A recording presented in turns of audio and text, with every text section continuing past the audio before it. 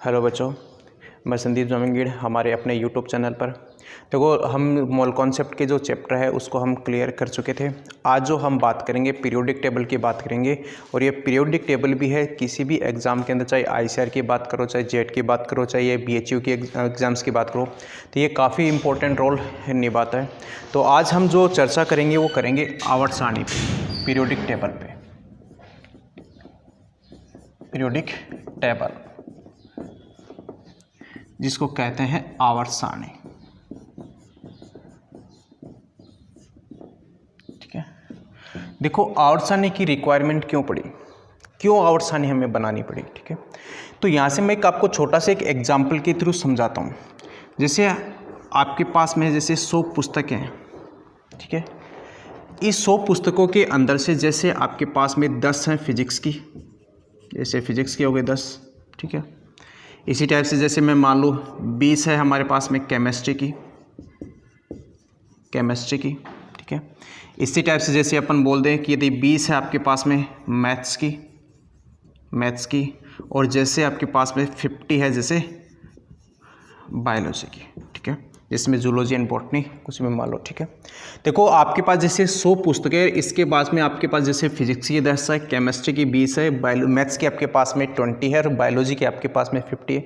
तो हम क्या करते हैं, तो जो फिजिक्स की बुक्स हैं उनको क्या करते हैं, एक जगह रखते हैं, एक सीरियल में। ठीक है, इसी टाइप से जो केमिस्ट्री की जो बुक्स है उनको हम क्या रखते हैं, एक साथ रखते हैं। ठीक है, इसी टाइप से जो मैथ्स की बुक्स हैं उस मैथ्स की बुक्स को हम क्या करते हैं, एक साथ, और यदि बायोलॉजी की बुक्स है उस बायोलॉजी की बुक्स को हम क्या रख सकते हैं, एक साथ रख सकते हैं, ताकि हम उसको क्या कर सकते हैं, इजीली ले सके, या फिर हम इनमें से क्या कर सकते हैं, इजीली मतलब उसको आप आसानी से क्या कर सकते हो, ढूंढ सकते हो। ठीक है, खोज सकते हो।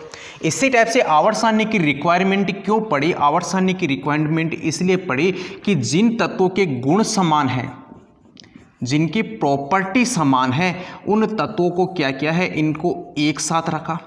और एक साथ रखने का फायदा क्या हो, ताकि हम वहाँ से क्या कर सकें, उसकी इजीली स्टडी कर सके, आसानी से उसका अध्ययन कर सके। ठीक है, तो हमको आवर्त सारणी की रिक्वायरमेंट इसलिए पड़ती है, इसलिए आवर्त सारणी बनाई कि जिन तत्वों के गुण एक समान है उनको एक साथ रखा। और जैसे एक साथ रखा, यदि आप एक एलिमेंट की यदि स्टडी कर सकते हो तो उसका मतलब उनकी बाकी जो एलिमेंट्स हैं उनकी प्रॉपर्टी भी क्या होगी, एक समान होगी। इस वजह से क्या बनाई थी, आवर्त सारणी बनाई थी। ठीक है, उसके बाद देखो आवर्त सारणी के बारे में सबसे पहले जो आता है वो आता है प्राउस्ट। कौन आता है, प्राउस्ट आता है। ठीक है, और ये प्राउस्ट क्या बोलता है कि ये बोलता है कि जो जितने भी तत्व है, सभी तत्व है, वो सारे के सारे बने किसके होते हैं, हाइड्रोजन से बने होते हैं। किससे बने होते हैं, हाइड्रोजन से बने होते हैं। लेकिन ये बात पूरी तरह से क्या है, सही नहीं है। इस वजह से जो प्राउस्ट की जो अवधारणा है वो क्या हो जाती है, फेल हो जाती है।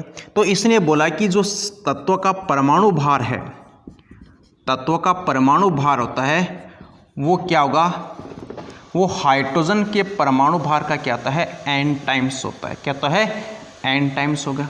हाइड्रोजन के परमाणु भार का n टाइम्स होगा। परमाणु भार किसका, हाइड्रोजन का। ठीक है, हाइड्रोजन के परमाणु भार का कितना गुना होता है, n गुना होता है। ये बात किसने की थी, ये बात की थी प्राउस्ट ने की थी। लेकिन याद रखा, ये क्या होता है, ये सभी तत्वों के ऊपर लागू नहीं होती। ठीक है, सभी तत्वों पे लागू नहीं है, सभी पर लागू नहीं है। इस वजह से क्या हो जाता है, ये फेल हो जाता है। ठीक है, उसके बाद देखो यहाँ से जो प्राउस्ट के बाद में जो आता है वो आता है डोबेराइनर। कौन आएगा, डोबेराइनर आता है। और डोबेराइनर ने क्या किया था, एलिमेंट्स के 3-3 ग्रुप बनाए।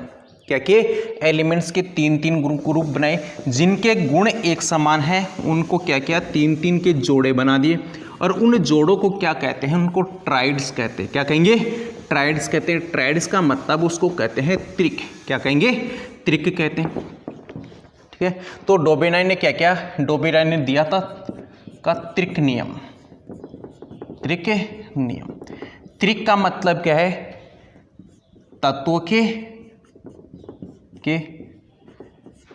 3-3 जोड़े। ठीक है, 3-3 जोड़े बनाए।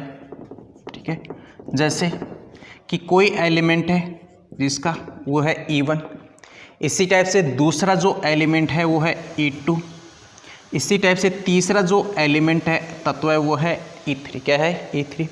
यदि मैं इसकी बात करूँ तो इसका जो परमाणु भार है वो है जैसे m1, क्या है m1। यदि मैं इसकी बात करूँ E2 की तो इसका जो परमाणु भार है वो जैसे है m2, क्या हो गया m2। यदि मैं E3 की बात करूं तो इसका जो परमाणु भार है जैसे वो है m3, क्या लिखा मैंने m3 लिखा।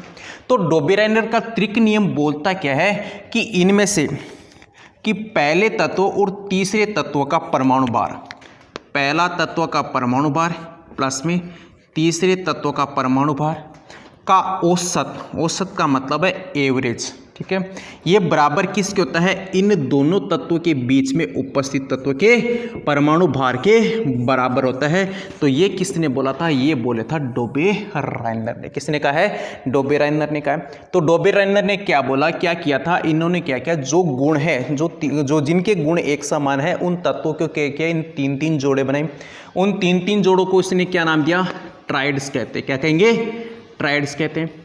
फिर उसने क्या किया, इसने बोला था कि जो पहले तत्व का परमाणु भार और तीसरे तत्व का परमाणु भार, इनका जो औसत है वो इन दोनों तत्वों के बीच में उपस्थित तत्व के परमाणु भार के क्या होता है, बराबर होगा। ये बात किसने की थी, ये की थी डोबेराइनर ने कही थी, ठीक है। जैसे यदि मैं इसके एग्जाम्पल की बात करूँ, जैसे एग्जाम्पल है हमारे पास में लिथियम, सोडियम, पोटेशियम, इसकी बात कर लें।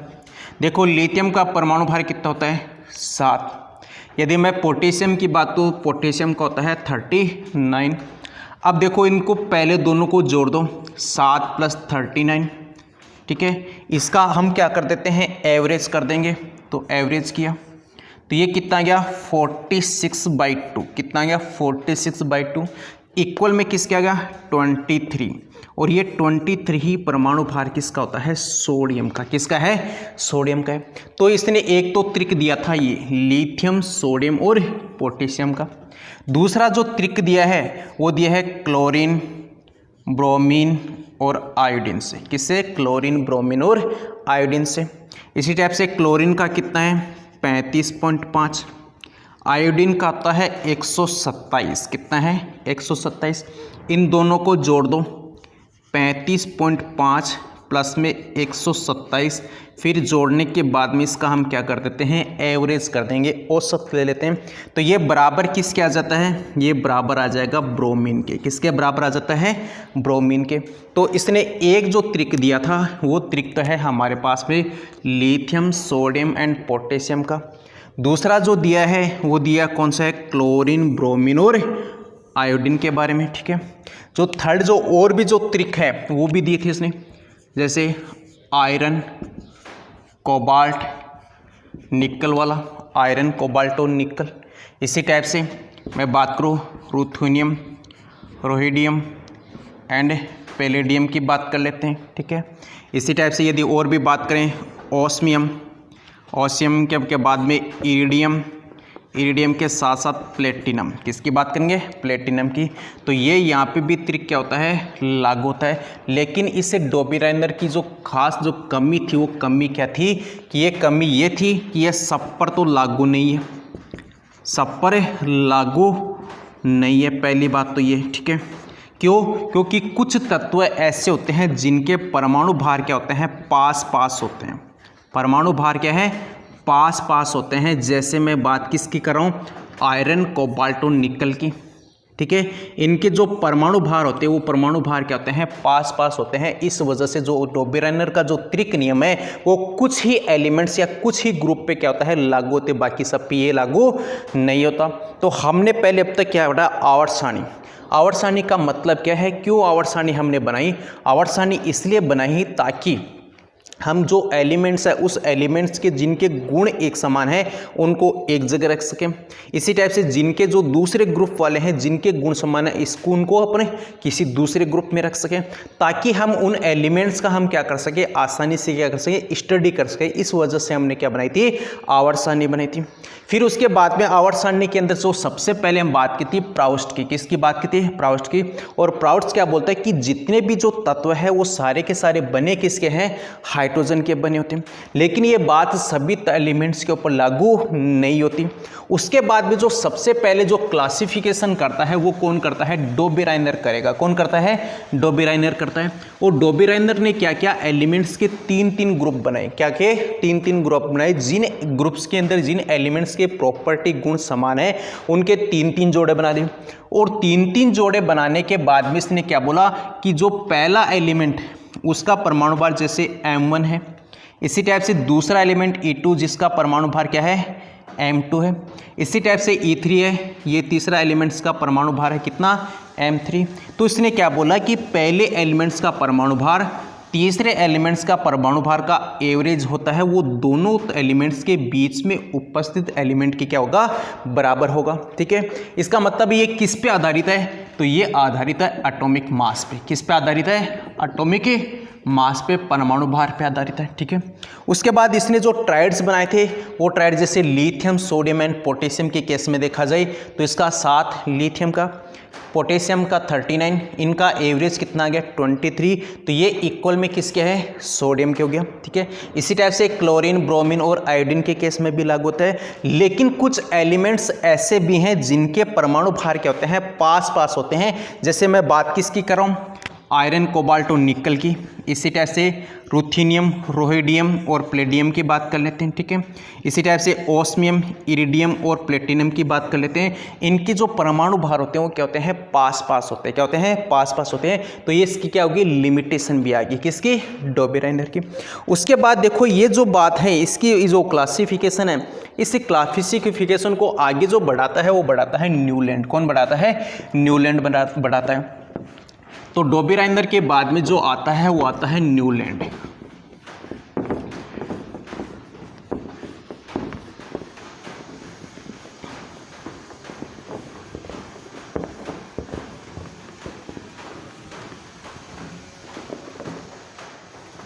तो नेक्स्ट जो हमारे पास में है वो है न्यूलैंड। न्यूलैंड जिसने दिया था ऑक्टेव रूल। क्या देता? ऑक्टेव रूल, अष्टक नियम। क्या बोला था उसने? अष्टक नियम बोला था। देखो अष्टक का मतलब क्या है? ठीक है, अष्टक का मतलब जैसे आप बोल सकते हो 8। क्या होगी? 8 होगी। तो इसने क्या किया? न्यूलैंड ने जो एलिमेंट्स हैं, ठीक है, एलिमेंट्स हैं, उनको किस आधार पे रखा? संगीत स्वर के आधार पे रखा। किसके आधार पे? संगीत स्वर के आधार पे। और संगीत स्वर में कौन कौन है? जैसे सा, रे, गा, मा, पा, दा, नी और लास्ट हमारे पास में कौन सा हो गया? सा हो गया। जैसे तो यहाँ पे देखो ये फर्स्ट ध्वनि 1 2 3 4 5 6 7, उसके बाद में जो 8वीं ध्वनि आ रही है, जो साउंड आ रहा है वो इक्वल में किसके आ रहे हैं? पहले साउंड के बाद इक्वल में आ रहा है। ठीक है, तो न्यूलैंड क्या बोलता है कि जैसे संगीत स्वर के अंदर जो अंतिम जो 8वीं जो शब्द की जो ध्वनि है, वर्ड की जो ध्वनि है, वो किसके सब इक्वल है? फर्स्ट वाली इक्वल है। इसी आधार पे इसने क्या बोला था कि जो 8वें तत्व के जो गुण हैं, 8वें तत्व के गुण हैं वो इक्वल किसके होंगे? प्रथम तत्व के। किसके हैं? प्रथम तत्व के गुण के समान होते हैं। ये बात किसने कही थी? ये बात कही थी न्यूलैंड ने। किसने कही थी? न्यूलैंड ने कही थी। और इस न्यूलैंड ने भी जो ये अष्टक ऑक्टेव जो रूल दिया था, इसमें जो एलिमेंट्स को जो रखा है वो रखा किसके आधार पे है? तो इसने भी रखा था परमाणु भार के आधार पे। किसके आधार पे रखा है? परमाणु भार के आधार पे रखा है, एटॉमिक मास के आधार पे रखा है। तो इसने जो एलिमेंट्स को जो अरेंजमेंट किया, वो अरेंजमेंट किसके आधार पे किया था? इसने संगीत स्वर के आधार पे किया था। और इसने बात क्या कही थी? इसने बोला था कि जो 8वें तत्व की जो ध्वनि है वो पहले तत्व की ध्वनि की क्या होती है? समान होती है। इसका मतलब 8वें तत्व के जो गुण हैं वो प्रथम तत्व के गुण के क्या होते हैं? एक समान होते हैं। ये बात किसने की थी? न्यूलैंड ने की थी। अब देखो इसके अरेंजमेंट की बात करते हैं, इसके एलिमेंट्स की।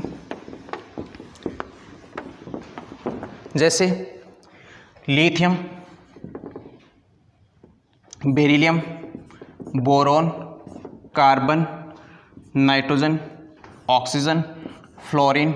ठीक है, इसी टाइप से sodium, magnesium, aluminium, silicon, phosphorus, sulphur, chlorine. ठीक है, उसके बाद में पोटेशियम, कैल्शियम। ठीक है, अब देखो यहाँ पे जो ये सोडियम है यहाँ पे देखो फर्स्ट 1 2 3 4 5 6 7 जैसे ये है, ठीक है।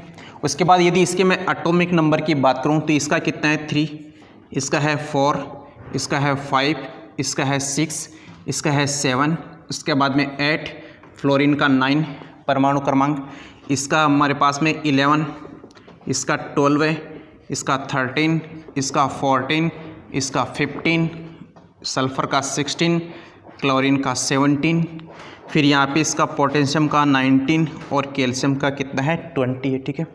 अब देखो जो पहला जो एलिमेंट्स की बात करूँ मैं किसकी बात करूँ, लिथियम की। अब देखो जो लिथियम है इसकी जो प्रॉपर्टी है वो इक्वल में किसके है, सोडियम के। किसके इक्वल में, सोडियम के। देखो यहाँ से आप काउंटिंग कर लो, 1, उसके बाद में जो 8वां जो एलिमेंट आ रहा है वो एलिमेंट कौन आ रहा है, सोडियम। तो सोडियम के जो गुण है वो गुण किसके इक्वल है, लिथियम की। इसी टाइप से मैं यदि बात करूं कि पोटेशियम के जो गुण है वो गुण किसके इक्वल है, सोडियम के। मतलब ये जो है इस ग्रुप की हम बात करें इनकी प्रॉपर्टी क्या है, एक समान है, ठीक है। इसी टाइप से मैं यदि बात करूं इस बेरिलियम की जो प्रॉपर्टी है तो इसके आगे जो 8वां एलिमेंट वो कौन है, मैग्नीशियम है। तो इनकी प्रॉपर्टी क्या है, एक समान है। बेरिलियम की किसके समान है, मैग्नीशियम की। इसी टाइप से मैग्नीशियम की प्रॉपर्टी किसके इक्वल है, कैल्शियम के, ठीक है। यदि मैं इसकी बात करूं तो बोरोन की किसके इक्वल है, एल्यूमिनियम की। आगे जैसे इसके बाद कार्बन की सिलिकॉन के, इसकी टाइप से नाइट्रोजन की किसके है, फॉस्फोरस की। ऑक्सीजन की बात की जाए तो किसके है, सल्फर के। और यदि फ्लोरीन की बात की जाए तो इसकी प्रॉपर्टी किसके इक्वल है, क्लोरीन के इक्वल है। लेकिन याद रखो यहाँ पे इसके आगे की मैं बात करूँ, जैसे आगे कौन आती है, जीरो ग्रुप आता है। कौन सा आता है, जीरो ग्रुप, जिसको हम कहते हैं नोबल गैस। क्या कहेंगे, नोबल गैस कहेंगे। तो जब इसने जो अष्टक नियम दिया था, ऑक्टेट रूल जो दिया था, उस टाइम जो अक्रिय गैसों की खोज नहीं हुई थी, इनकी डिस्कवरी नहीं हुई थी। इस वजह से जो ऑक्टेव रूल है, ये अष्टक नियम है, ये अक्रिय गैसों के ऊपर लागू नहीं होती। पहली इसकी लिमिटेशन है। लिमिटेशन क्या थी कि न्यूलैंड ने क्या किया, जो अष्टक नियम दिया था, अष्टक नियम में क्या बोला कि जो 8वें एलिमेंट की जो प्रॉपर्टी है वो उससे पहले वाले एलिमेंट के क्या होती है, उससे पहले वाले का मतलब प्रथम एलिमेंट के क्या होती है, इक्वल होती है। तो यहाँ से जो लिथियम है ये इक्वल किसके, सोडियम के। सोडियम है ये इक्वल किसके है, पोटेशियम के। इस टाइप से इनकी प्रॉपर्टी क्या होती है, एक समान होती है। लेकिन जब ये अष्टक नियम दिया था इस टाइम पे अक्रिय गैसों की, नोबल गैसों की खोज नहीं हुई थी। तो पहली लिमिटेशन क्या होती है अष्टक नियम की, कि ये अक्रिय गैसों के ऊपर लागू नहीं होती पहले, ठीक है। उसके बाद देखो दूसरी इसकी जो कमी थी, वो कमी क्या थी कि ये जो अष्टक नियम है ये केवल और केवल लागू होता है कहाँ तक, कैल्शियम तक लागू होता है। कैल्शियम के बाद में जैसे स्कैंडियम आता है तो इसके ऊपर ये या कैल्शियम के आगे ये लागू नहीं होती। तो दूसरी इसकी कमी क्या है, दूसरी कमी ये है कि अष्टक नियम है वो कहाँ तक लागू होता है, कैल्शियम तक लागू होता है, या जिसका परमाणु क्रमांक कितना है 20 है, यहाँ तक लागू होता है। इसके आगे अष्टक नियम क्या हो जाता है, फेल हो जाता है। जिसकी ये दूसरी कमी थी। पहली कमी ये क्या थी कि ये अक्रिय गैसों की खोज नहीं होती, तो इसका मतलब अष्टक नियम है अक्रिय गैसों के ऊपर लागू नहीं होती। देखो यहाँ से 3 था, यहाँ पे 9 है, 9 के बाद में यहाँ पे कौन आ जाते हैं 10वां, जो 10वां यहाँ पे कौन आ जाती है, नोबल गैस आ जाती है। यहाँ से वापस कौन स्टार्ट हो गया, 11 हो गया। तो इसका मतलब इसने जो अक्रिय गैसों की उसकी डिस्कवरी नहीं थी। तो हमने यहाँ पे किसकी बात की थी, न्यूलैंड के अष्टक नियम की बात की थी। उसके बाद में जो साइंटिस्ट आता है वो आता है मेंडलीव। कौन आ गया, मेंडलीव आएगा।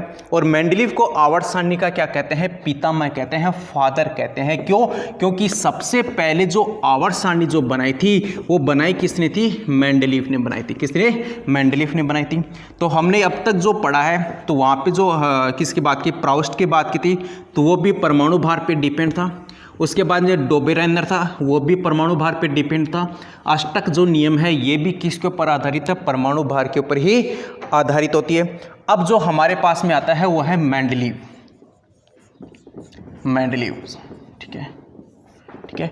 और इस मेंडलीव को क्या कहते हैं, father of A periodic table, आवर्त सारणी का जनक कहते हैं इसको, आवर्त सारणी का पितामह कहते हैं किसको, मेंडलीव को, ठीक है। और इसने क्या किया था, सबसे पहले आवर्त सारणी बनाई थी तो इसने दिया था आवर्त नियम। क्या दिया था, आवर्त नियम दिया था।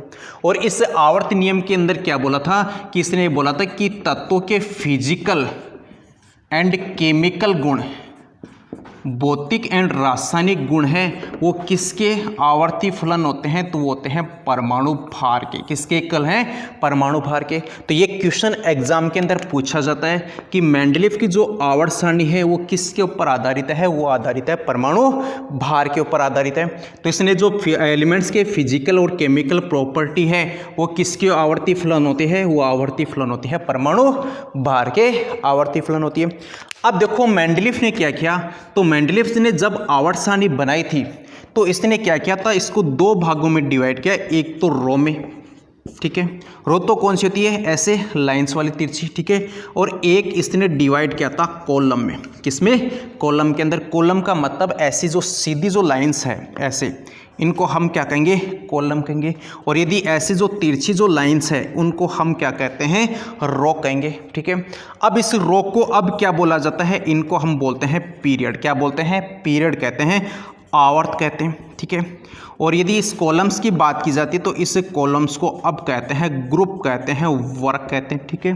तो जब आवर्त सारणी बनाई थी मेंडलीव ने तो इसने 7 तो बनाए थे आवर्त, 7 तो क्या बनाए थे, आवर्त बनाए थे, और 8वां इसने बनाया था वर्ग। 8 क्या बनाए थे इसने, वर्ग बनाए थे। लेकिन कुछ समय बाद में इसने एक वर्ग और डिस्कवर किया था, वो वर्ग कौन सा है, अक्रिय गैस वाला। कौन सा है, अक्रिय गैस वाला। तो उसके बाद में जो आवर्त सारणी है एंडिंग में, तो वो वहाँ पे कितने वर्ग हो गए थे, इसके 9 वर्ग हो गए। पहले वर्ग कितने थे, 8, और आवर्त कितने थे, इसने 7। फिर इसको इंक्लूड किसको किया था, तो इसने 0 वर्ग को और इंक्लूड किया था। तो यहाँ पे अब जो वर्ग हो गए वो वर्ग कितने हो गए, 9 वर्ग हो गए, ठीक है। अब देखो जो 8 वर्ग है, इस 8 वर्ग में क्या किया इसने, जैसे 1 से लेकर 1 to 7 तो एक साइड में हो गए, 1 to 7 वर्ग। फिर जो 8वां वर्ग है उस 8वें वर्ग को इसने 3 भागों में डिवाइड किया था, ए, बी और सी जैसे, ठीक है। इसी टाइप से इसने एक वर्ग और कौन सा बना दिया था, 0 वर्ग। कौन सा बनाया है, 0 वर्ग बनाया। अब देखो इसमें ए, बी, सी और कौन कौन आते हैं, जैसे आयरन, कोबाल्ट और निकल, ठीक है। इसी टाइप से आपने रुथेनियम, रोहिडियम एंड प्लेडियम की बात की थी, ठीक है। इसी टाइप से ओस्मियम, इरिडियम एंड प्लेटिनम की बात की थी। तो ये जो सारे के सारे जो ये एलिमेंट्स है, ये एलिमेंट्स कौन से ग्रुप में आते हैं, तो याद रखें ये 8वें में आते हैं। किस में है, 8वें के अंदर आते हैं। तो इसने क्या किया था, जो मेंडलीव था, मेंडलीव ने क्या किया, आवर्त नियम दिया था, और इसने बोला कि जो एलिमेंट्स की जो फिजिकल और जो केमिकल प्रॉपर्टी है वो किस पे आधारित है, तो वो आधारित है परमाणु भार पे आधारित है, ठीक है। फिर उसने क्या किया था, इसको सबसे पहले जो आवर्त सारणी बनाई थी वो किसने बनाई थी, मेंडलीव ने बनाई थी। किसने, मेंडलीव ने बनाई थी। तो इसको हम क्या कहते हैं, आवर्त सारणी का पितामह कहते हैं। क्या कहते हैं, पितामह कहा जाता है, ठीक है। फिर उसके बाद में देखो इसने क्या किया, जो ऐसी जो तिरछी जो लाइंस है उसको तो इसने क्या नाम बोला था, रो बोलते हैं, ठीक है। या फिर अब जो बात करते हैं वो किसकी बात करते हैं, पीरियड की बात करते हैं। और इसने जो पीरियड बनाए थे वो कितने बनाए थे, 7 आवर्त बनाए थे। यहाँ पे जो खड़ी जो लाइंस है इसको हम क्या बोलते हैं, कॉलम कहेंगे। क्या कहेंगे, कॉलम कहते हैं। अब जो इसको बोला जाता है वो हम किसकी बात करेंगे, वर्ग की बात करते हैं। और ये कितने बनाए थे, इसने 8 बनाए थे, बाद में एक वर्ग और इंक्लूड किया था, वो कौन सा, 0 वर्ग थे। तो यहाँ पे अब वर्ग कितने हो गए थे, 9 गए थे। फिर यहाँ पे देखो इसने क्या किया था, 8 वर्ग के अंदर 1 से 7 वर्ग अलग हो गए, ठीक है। फिर जो 8वां वर्ग था उसको 3 भागों में डिवाइड कर दिया, जैसे ए, बी, सी की बात करूँ। यहाँ पे देखो ये है, तो ये तो किसके अंदर हो गए, एक ग्रुप के अंदर। फिर ये है, ये किस में हो गए, एक ग्रुप के अंदर। इसी टाइप से ये किस में हो गए, एक पीरियड के अंदर। किस में हो गए, एक पीरियड्स में हो गए। और इन सबको किस में रखा है, इसको हम सबको रखा है एर्थ में। किस में रखा है, एर्थ के अंदर। और जो 0 वर्ग है इसमें कौन आते हैं, अपने पास में अक्रिय गैसें आती है। तो ये किसकी बात थी, ये बात थी मेंडलीव की। किसकी बात थी, मेंडलीव की। अब देखो मेंडलीव ने क्या काम किया, एक बहुत अच्छा काम किया था। मेंडलीव ने क्या बोला था कि जो आवर्त सारणी बनाई थी उस आवर्त सारणी के अंदर इसने क्या किया था, कुछ जगह खाली छोड़ दी। और खाली छोड़ने के बाद में इसने बोला कि फ्यूचर के अंदर और नए तत्वों की खोज हो सकती है। ठीक है। तो इस आधार पे इसने क्या किया, आवर्त सारणी के अंदर क्या किया, इसने खाली स्थान छोड़ दिया और उसके बाद में नए और तत्वों की खोज हुई थी और उनको वहाँ पे रखा गया था। तो इसकी एक तो सबसे बड़ी ये क्या थी, मेरिट से एक सबसे बड़ा इसका एडवांटेज है। तो पहले तो हमारे पास में उसकी बात कर लेते हैं, ठीक है। जैसे मेरिट्स की बात करें तो लिखना मेंडलीफ ने आवर्त सारणी में कुछ खालिस्तान छोड़े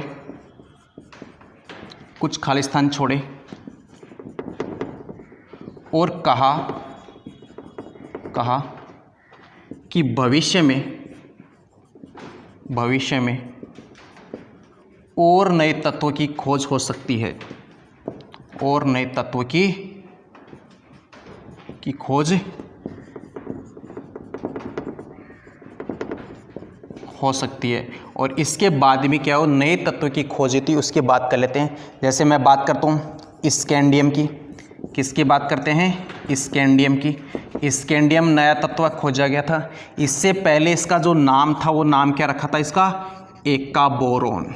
क्या बोला था इसको, एका बोरोन। अब जो नाम है वो नाम कौन सा है इसका, स्कैंडियम है। इसी टाइप से मैं बात करूँ किसकी, गैलियम की। किसकी बात करते हैं, गैलियम की हम बात करें तो गैलियम को पहले इसने क्या बोला था, इसको बोला था एका एल्यूमिनियम। अब कि आज के टाइम पे, प्रेजेंट टाइम पे है तो उसका नाम क्या है, गैलियम है। इसी आधार पे इसने जिसको बोलते हैं जर्मेनियम, क्या कहते हैं इसको, जर्मेनियम। तो इसका जो नाम था पहले तो इसने क्या रखा था, एका सिलिकॉन। क्या रखा था, एका सिलिकॉन रखा था। तो ये इसका सबसे बड़ा एडवांटेज था। मेंडलीफ ने बोला था कि फ्यूचर के अंदर और नए तत्व की खोज हो सकती है। उसके बाद में जो नए तत्व जो खोजे गए थे वो कौन कौन सा, स्कैंडियम, गैलियम, जर्मेनियम। पहले जो इनका नाम रखा था वो क्या रखा था, एका बोरोन। उसके बाद में एका एल्यूमिनियम, उसके साथ साथ एका सिलिकॉन। लेकिन ये तो मेंडलीफ की क्या थी, मेरिट्स थी। लेकिन इसकी डीमेरिट्स क्या है, इसके जो मेंडलीफ की जो आवर्त सारणी फेल हो जाती है उसका कारण क्या है। तो इसने क्या किया, मेंडलीफ ने जो आवर्त सारणी बनाई थी वो किस आधार पे बनाई थी, वो परमाणु भार के आधार पे बनाई थी। तो इस आधार पे जो समस्थानिक है वो समस्थानिक का जो स्थान है ये सुनिश्चित नहीं कर पाया कि इन सब समस्थानिकों को कहाँ पे रखा जाए। तो जैसे मैं पहले बात करूँ इसकी डीमेरिट्स की या डिसएडवांटेज की हम बात करें तो वो पहला है हमारे पास में क्या है, समस्थानिकों का स्थान, आइसोटॉप्स का पोजीशन। ठीक है। अब देखो समस्थानिक क्या होते हैं, ये हमने पहले भी बात की थी कि जिनके परमाणु क्रमांक तो हो समान, जिनके परमाणु क्रमांक समान हो तथा परमाणु भार क्या हो, अलग अलग हो। परमाणु भार क्या हो, अलग अलग हो। ठीक है। अब देखो जो आवर्त सारणी दी थी मेंडलीफ ने, ये किस आधार पे लिखी थी, ये इसने रखा था आधार क्या, परमाणु भार, एटॉमिक मास रखा था। अब देखो इस आधार पे यदि मैं बात करूं, जैसे हाइड्रोजन के 3 समस्थानिक होते हैं, 1H1 जिसको हम कहते हैं प्रोटियम, एक है 1H2 जिसको क्या कहते हैं, ड्यूटेरियम कहते हैं। इसी टाइप से एक है 1H3 जिसको कहते हैं ट्राइटियम। क्या कहते हैं, ट्राइटियम के। तो हाइड्रोजन के 3 समस्थानिक हैं। अब देखो इसमें इनका जो परमाणु क्रमांक है वो तो क्या है, 1 है, इसका भी 1 है, इसका भी 1 है, इसका भी 1 है। लेकिन इसके जो परमाणु भार की बात करें तो इसका 1, इसका 2, इसका कितना है, 3 है। अब देखो जो समस्थानिक, जहाँ पे मेंडलीफ की बात करें तो मेंडलीफ ने जो आधार रखा था वो किस आधार पे रखा था, परमाणु भार के आधार पे रखा था। इसका मतलब है जो ये आइसोटोप्स हैं हाइड्रोजन के, तो इनको स्थान क्या मिलना चाहिए, अलग अलग मिलना चाहिए, सबको अलग अलग पोजीशन पे करना चाहिए। लेकिन ऐसा पॉसिबल नहीं है, क्योंकि यदि इनको आप रखोगे इनके परमाणु भार के आधार पर, जो आवर्त सारणी क्या हो जाती है, बहुत बड़ी हो जाती है, जो कि संभव नहीं है। ठीक है। इसलिए इसकी जो हमारी जो मेंडलीफ की आवर्त आवर्त सारणी है इस वजह से क्या होती है, फेल हो जाती है। पहला तो कौन सा इसका कारण, वो तो है समस्थानिक का स्थान, ठीक है, क्योंकि ये समस्थानिक के स्थान को ये सुनिश्चित नहीं कर पाए कि इनको रखे कहाँ पे, क्योंकि समस्थानिक के अंदर परमाणु भार क्या होते हैं, अलग अलग हो गए, और जब परमाणु भार अलग अलग है तो इनके जो आइसोटोप्स हैं उन सब आइसोटोप्स को क्या मिलना चाहिए, अलग अलग स्थान है मिलना चाहिए, इस वजह से ये पॉसिबल नहीं है। दूसरा इसकी जो कमी थी वो कमी क्या थी, वो कमी ये थी कि जो लैंथेनोइड है, lanthanoid and actinoid, lanthanoid and actinoid का स्थान भी सुनिश्चित नहीं कर पाया, तो ये इसकी कमी होगी। किसकी बात कर रहा हूँ मैं, लैंथेनोइड और एक्टिनोइड की। इसी टाइप से इसकी एक कमी और थी, वो कमी ये क्या थी, वो थी कि हाइड्रोजन का स्थान, आज भी हाइड्रोजन का स्थान फिक्स नहीं है, तो इस वजह से भी क्या हो जाती है, आवर्त सारणी फेल हो जाती है। तो इसके सबसे पहला जो कारण था वो कारण कौन सा था, आइसोटोप्स की पोजीशन। जो दूसरा कारण है वो कारण कौन सा है, लैंथेनोइड एक्टिनोइड की। तीसरा जो कारण है वो कारण किसकी बात करूं मैं, हाइड्रोजन के स्थान की बात करें। आज भी जो मॉडर्न जो पीरियोडिक टेबल है तो उसके अंदर भी जो हाइड्रोजन है उसका स्थान फिक्स नहीं है कि इसको हम या तो फर्स्ट एक के अंदर रखें या फिर इसको हैलोजन के अंदर रखें। इस वजह से हाइड्रोजन को क्या कहा जाता है, आवारा तत्व कहा जाता है, ठीक है। तो हमने अब तक क्या डिस्कस किया, हमने अब तक पढ़ा था कि आवर्त सारणी की क्यों बनाई। आवर्त सारणी इसलिए बनाई कि वहाँ पे हम उसके एलिमेंट्स हैं उनके आसानी से क्या कर सके, स्टडी कर सके। पहला तो ये था। उसके बाद में प्राउस्ट की बात की थी, उसके बाद में डोबेरेनियर की बात की, उसने एलिमेंट्स के 3-3 जोड़े बनाए थे। उसके बाद में अष्टक नियम की बात की थी। अष्टक नियम किसने, न्यूलैंड ने दिया था। उसने बोला कि जो पहला जो एलिमेंट्स है या 8वें जो एलिमेंट्स के जो गुण हैं वो पहले एलिमेंट्स के गुण के क्या होते हैं, एक समान होते हैं, ठीक है। उसके आधार पे बाद में हमने इसकी डीमेरिट्स की बात की कि कैल्शियम तक ये लागू होता है, कैल्शियम के बाद में क्या हो जाती है, फेल हो जाता है। उस टाइम अक्रिय गैसों की खोज नहीं हुई थी, नोबल गैस की खोज नहीं होती, इस वजह से नोबल गैस के ऊपर भी ये लागू नहीं होता। फिर हमने बात की थी मेंडलीव की। तो मेंडलीव की जो आवर्त सारणी है उसका जो आधार बताया था वो आधार क्या है, परमाणु भार। ये एग्जाम्स के अंदर पूछा जाता है। फिर इसने क्या क्या, इस मेंडलीव ने 7 तो बनाए थे आवर्त और 8 क्या बनाया था, वर्ग बनाए थे। फिर जो 9वां वर्ग था वो बाद में डिस्कवर किया, उसको फिर इंक्लूड किया गया था, ठीक है। उसके बाद देखो मेंडलीव को क्या कहा जाता है, आवर्त सारणी का पितामह कहा जाता है, क्योंकि सबसे पहले जो आवर्त सारणी बनाई थी वो किसने बनाई थी, मेंडलीव ने बनाई थी। और जो एलिमेंट्स का जो क्लासिफिकेशन है वो सबसे पहले किसकी बात करते हैं, डोबेरेंदर की। किसकी, डोबेरेंदर का नाम आता है। फिर इसके मेरिट्स क्या थे, तो इसके मेरिट्स ये थे कि मेंडलीव ने क्या क्या, आवर्त सारणी के अंदर खाली स्थान छोड़ दिया। उसके बाद में इसने कहा कि भविष्य के अंदर और नए तत्वों की खोज हो सकती है। उसके बाद में स्कैंडियम आया था, उसको पहले हम क्या बोलते थे, एका बोरोन। उसके बाद में गैलियम आया था, तो गैलियम को हम क्या बोलते थे, एका एल्यूमिनियम कहते थे। उसके बाद में जर्मेनियम की बात की तो जर्मेनियम को हम पहले क्या बोलते थे, एका सिलिकॉन कहते थे। उसके बाद इस मेंडलीव की जो डीमेरिट्स है क्यों फेल हो जाती है, तो यहाँ पे जो समस्थानिक आइसोटोप्स का स्थान है वो ये सुनिश्चित नहीं कर पाया। उसके बाद में जो लैंथेनोइड और एक्टिनोइड का जो स्थान है ये भी इसको बता नहीं पाया। उसके बाद जो हाइड्रोजन के स्थान की मैं बात करूं तो हाइड्रोजन का स्थान आज भी फिक्स नहीं है कि हाइड्रोजन को रखा कहाँ जाए, इस वजह से हाइड्रोजन को क्या कहते हैं, आवारा तत्व कहते हैं।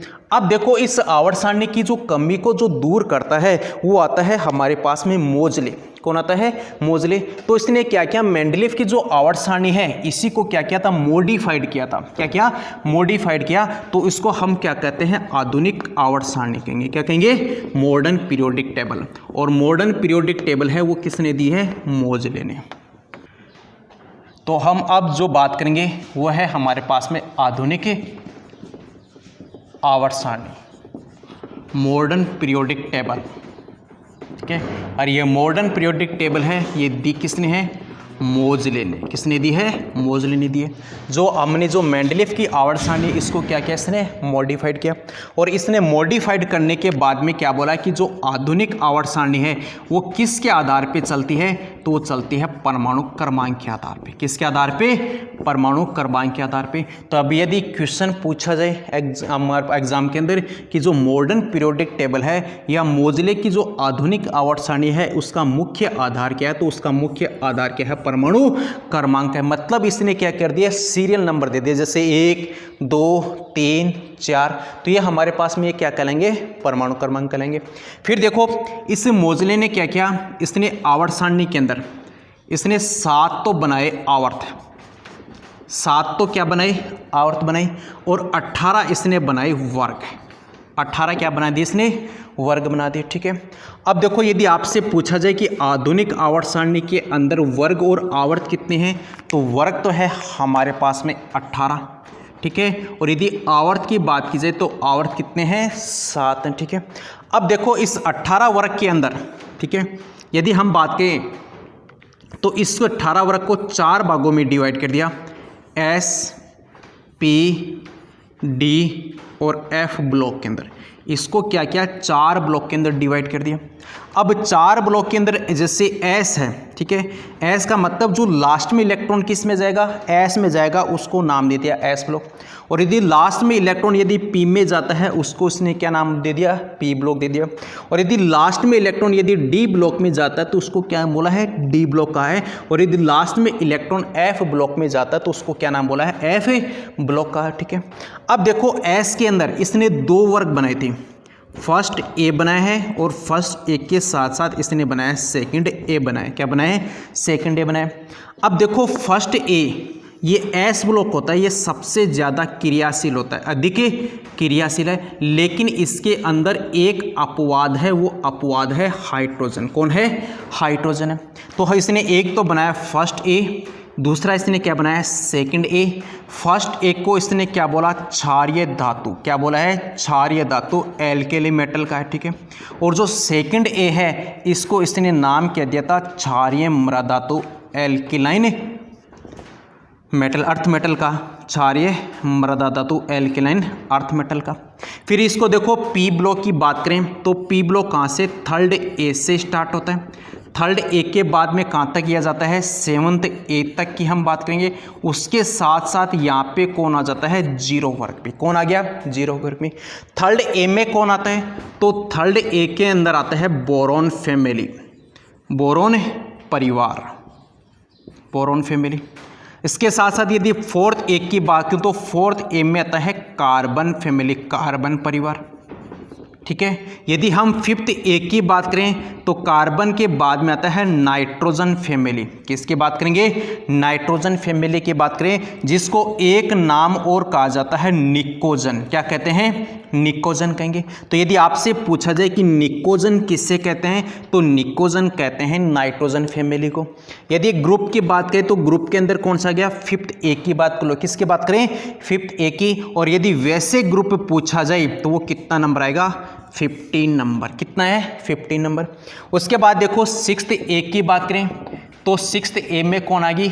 Oxygen family. किसकी बात करेंगे? ऑक्सीजन परिवार की हम बात करेंगे।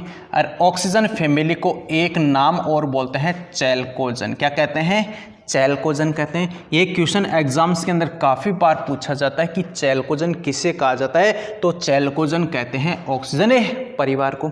फिर हमारे पास में 7th ए की बात करें तो 7th ए में कौन आता है? तो हमारे पास में आता है हैलोजन फैमिली। किसकी बात करेंगे? हैलोजन परिवार की बात करेंगे। और 8th ए की बात, या फिर हम बात करेंगे किसकी?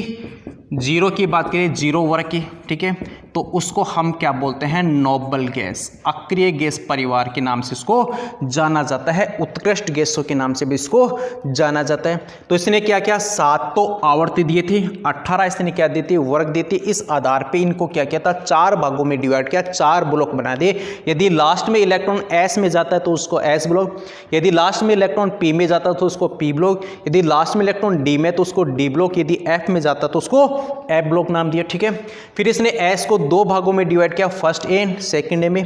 पी को इसने किस में डिवाइड किया? इसको थर्ड ए से 7th ए प्लस में क्या हो गया? 0 वर्ग आ गया।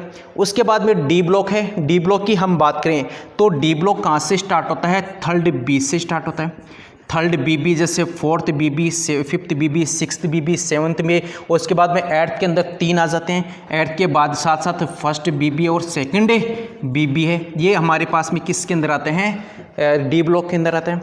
फिर यदि एफ ब्लॉक की बात करें तो एफ ब्लॉक को इसके अंदर 2 भागों में डिवाइड किया, एक तो लेंथेनोड की बात करते हैं और दूसरा हम बात किसकी करेंगे, एक्टिनोड की। किसकी बात करेंगे, एक्टिनोड की बात करेंगे। और यदि वैसे ग्रुप की हम बात करेंगे तो एस में कौन आता है, फर्स्ट एंड सेकंड एस में हो गया। पी की हम बात करेंगे तो पी कहाँ से स्टार्ट होता है, पी स्टार्ट होता है 13 से, 13 टू लेकर 18 तक कौन है, पी हो गया। फिर हम यदि डी की बात करें तो डी कहाँ से है, 3 से लेकर जो 12 जो है वो क्या कहलाएंगे, डी ब्लॉक कहलाएंगे। क्या कहलाएंगे, डी ब्लॉक कहलाएंगे। अब देखो इनको और हम डिवाइड करते हैं, आगे और पढ़ते हैं।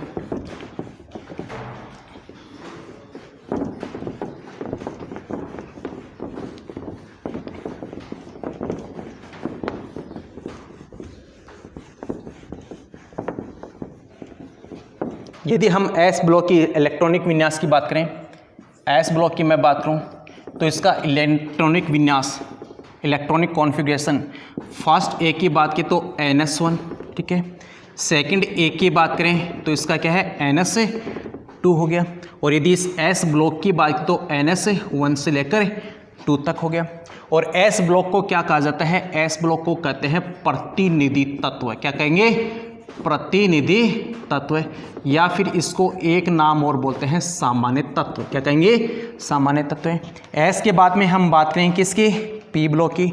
तो पी ब्लॉक का जो इलेक्ट्रॉनिक विन्यास है वो क्या है, Np126NS2, Np126NS2। यदि बोरॉन फैमिली की बात करें तो बोरॉन का क्या है, Np1NS2। यदि हम बात करें किसके, कार्बन की, तो Np2NS2। यदि हम बात करें नाइट्रोजन की तो Np3NS2। यदि हम बात करें ऑक्सीजन की तो Np4NS2। यदि हम बात करें फ्लोरीन की Np5NS2। और यदि हम बात करें हैलोजन की, किसकी बात करें, हैलोजन की बात की तो Np6NS2। लेकिन इसमें एक अपवाद है, वो अपवाद कौन है, हीलियम। क्या है, हीलियम है, क्योंकि अक्रिय गैसों का इलेक्ट्रॉनिक विन्यास क्या है, Np6NS2 है, लेकिन हीलियम का इलेक्ट्रॉनिक विन्यास क्या है, NS2 है। फिर भी ये क्या है कि अक्रिय गैस है। फिर देखो जो पी ब्लॉक है, इस पी ब्लॉक को भी क्या कहा जाता है, प्रतिनिधि तत्व कहते हैं। फिर यदि हम बात करें डी ब्लॉक की तो डी ब्लॉक को कहा जाता है संक्रमण तत्व। क्या कहते हैं, संक्रमण तत्व कहते हैं, ट्रांजिशन एलिमेंट कहते हैं। इसका यदि इलेक्ट्रॉनिक विन्यास की हम बात करें तो N-1D1 to 10 NS2, N-1D1 to 10 NS2, ठीक है। 1 से 10 इलेक्ट्रॉन है। एस के अंदर कितने इलेक्ट्रॉन आएंगे, 2। पी में कितने आए, 6। डी में कितने आए, 10। और एफ में इलेक्ट्रॉन कितने आते हैं, 14। कितने आएंगे, 14। उसके बाद में यदि मैं एफ ब्लॉक की बात करूं तो एफ ब्लॉक को कहा जाता है आंतरिक संक्रमण तत्व। क्या कहेंगे, आंतरिक संक्रमण तत्व के नाम से इसको जाना जाता है। और यदि इसके इलेक्ट्रॉनिक विन्यास की बात करें तो N-2F1 to 14 कितना है, 1 से लेकर 14 तक। उसके साथ में N-1D0 to 1 और NS2, ये इलेक्ट्रॉनिक विन्यास किसका है, एफ ब्लॉक का। फिर एफ ब्लॉक की हम बात करें तो एफ ब्लॉक को 2 भागों में डिवाइड किया है, एक तो है लेंथेनॉइड, दूसरा क्या है, एक्टिनॉइड के नाम से जाना जाता है। लेंथेनॉइड को कहते हैं 4F सीरीज। क्या कहेंगे, 4F सीरीज। और यदि एक्टिनॉइड की बात की जाए तो एक्टिनॉइड को कहते हैं 5F श्रेणी। क्या कहेंगे, 5F श्रेणी। यदि लेंथेनॉइड की तत्वों की संख्या पूछी जाए तो कितनी है, 14। एक्टिनॉइड की बात की तो एक्टिनॉइड की संख्या कितनी है, 14। और ये दोनों मिलाकर कितने हो गए, 28 है। तो एफ ब्लॉक के अंदर तत्वों की संख्या कितनी है, 28 है। और ये खास बात याद रखना, एफ ब्लॉक की मैं बात करूं तो कौन से वर्ग में रखते हैं इसको, तो इनको रखा जाता है थर्ड बी में। किस में रखते हैं, थर्ड बी में रखते हैं। और यदि आवर्त की बात की जाए तो इनको एक तो 6th आवर्त में रखते हैं। 6th में किसको रखा जाता है, तो 6th में रखा जाता है लेंथेनॉइड को। यदि बात करें हम 7th आवर्त की तो 7वें आवर्त के अंदर जो रखा जाता है वो किसको रखा जाता है, एक्टिनोइड को रखा जाता है। और यदि हम बात करें लेंथेनोइड और एक्टिनोइड को कौन से वर्ग में रखते हैं, तो वर्ग नंबर है 3rd बी। कौन सा है, वर्ग नंबर 3rd बी। लेंथेनोइड को यदि आवर्त की बात की जाए तो आवर्त नंबर 6, एक्टिनोइड की बात की जाए तो एक्टिनोइड कौन से आवर्त नंबर में आता है, तो 7वें आवर्त में आता है। एक्टिनोइड 7वें आवर्त में, और जो लेंथेनोइड है वो कौन से आवर्त में, 6ठे आवर्त में। और इन जो दोनों को रखा जाता है वो कौन से वर्ग के अंदर रखते हैं, अपने 3rd बी के अंदर रखते हैं। उसके बाद देखो यदि आवर्त की हम बात करें तो पहले जो आवर्त है उसमें जो तत्वों की संख्या होती है वो कितनी है, 2। कितनी होगी, 2 होगी। एक बात ये याद रखना, ये एग्जाम्स के अंदर पूछा जाता है, सबसे ज़्यादा क्वेश्चन डी ब्लॉक से पूछा जाता है कि डी ब्लॉक का इलेक्ट्रॉनिक विन्यास क्या है, तो n-1 D1 से लेकर 10, उसके बाद में क्या है, NH2 है। अब देखो यदि आवर्त की हम बात करें तो पहले जो आवर्त है, पहला आवर्त, उसमें तत्वों की संख्या कितनी है, 2, ठीक है। यदि हम सेकंड आवर्त की बात करें तो उसमें तत्वों की संख्या कितनी है, 8। यदि हम 3rd आवर्त की बात करें तो उसमें भी तत्वों की संख्या कितने हैं, 8। यदि हम 4th आवर्त की बात करें तो उसमें तत्वों की संख्या कितनी है, 8। यदि हम 5th की बात करें, 5th आवर्त की, तो वहाँ पे भी तत्वों की संख्या कितनी है, 18। 4th में 18 है और 5th में भी कितने हैं, 18 है। और यदि 6th आवर्त की हम बात करें तो वहाँ पे तत्वों की संख्या कितनी है, 32 है। और यदि हम 7th आवर्त की बात करें तो वहाँ पे भी तत्वों की संख्या कितनी है, 32। पहले आवर्त में 2 तत्व है, उसके बाद में सेकंड आवर्त में 8, 3rd आवर्त में 8, 4th आवर्त में 18, 5th आवर्त में 18, 6th में 32 और 7th में कितने हैं, 32 है। इस हिसाब से सबसे छोटा आवर्त पूछा जाए, सबसे छोटा आवर्त है वो कौन है, आवर्त नंबर 1 है। और यदि सबसे बड़ा आवर्त पूछा जाए तो सबसे बड़े आवर्त में कौन होता है, तो वो सबसे बड़े आवर्त में आता है आवर्त नंबर 6 और आवर्त नंबर 7 है। फिर कुछ मैं बात करूं, यदि हमको पूछा जाए टाइपिकल एलिमेंट, टाइपिकल एलिमेंट का मतलब प्रारूपी तत्व है, तो प्रारूपी तत्व किसे कहा जाता है, तो 3rd आवर्त के जो तत्व है, तीसरे आवर्त के तत्व है, उन तत्वों को क्या कहते हैं, प्रारूपी तत्व कहते हैं। लेकिन याद रखना इसके अंदर ऑर्गन इंक्लूड नहीं होता, ऑर्गन एक प्रारूपी तत्व नहीं है। उसके साथ साथ मैं एक छोटा सा पॉइंट और बता देता हूं जो एग्जाम के अंदर काफ़ी बार पूछा जाता है, वो पूछा जाता है ब्रिज एलिमेंट से। किससे पूछा जाता है, ब्रिज एलिमेंट से।